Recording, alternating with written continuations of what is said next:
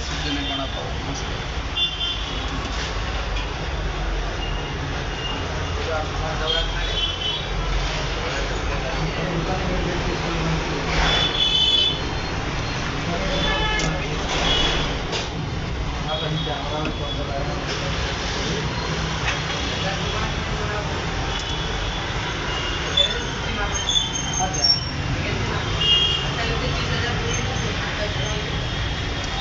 गरम आहे तोपर्यंत चांगला लागतो खायला.